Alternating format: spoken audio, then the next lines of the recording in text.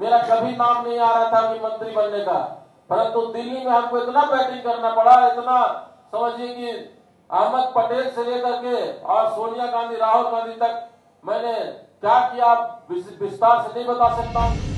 ये है कांग्रेस के बड़े नेता योगेंद्र साहब। हाल ही में झारखंड की हेमंत सोरेन सरकार में नए मंत्री बने।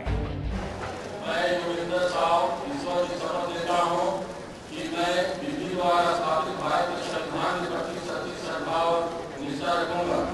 लेकिन मंत्री की कुर्सी पाने के लिए जो मेहनत मशक्कत इन्होंने की, उसका दर्द बयान करने से खुद को रोक नहीं पाए योगेंद्र साहब। अब जरा ये भी सुन लीजिए कि आखिर मंत्री जी को क्या क्या करना पड़ा।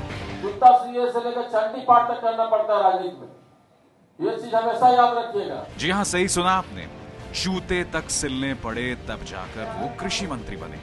लेकिन मंत्री जी ने ये नहीं बताया कि किसका जूता उन्होंने सिला है। कृषि मंत्री बनने के बाद भी योगेंद्र साहब खुश नहीं है।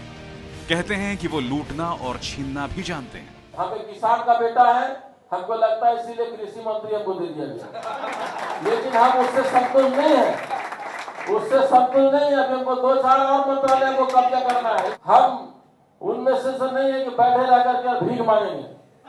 हम लूटना जानते हैं, छीनना जानते हैं। अब जब खुलेआम सरकार के मंत्री कुर्सी की लूट खसोट की बात कर रहे हैं, तो बीजेपी ने भी चुटकी लेने का ये मौका नहीं गंवाया।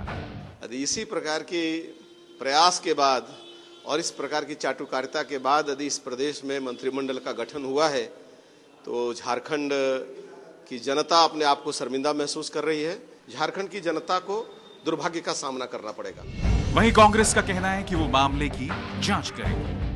अगर इस तरह की बातें अगर उनके साबित होती है कि उन्होंने पार्टी के अनुशासन उन्होंने तोड़ा है, तो निश्चित रूप से उन पर कार्रवाई होगी। योगेंद्र साहब का नाम पहले भी 2010 के कैश फॉर वोट मामले में चर्चा में आया था, और अब कुर्सी का एक किस्सा सुनाकर वो एक बार फिर विवादों में घिर गए हैं।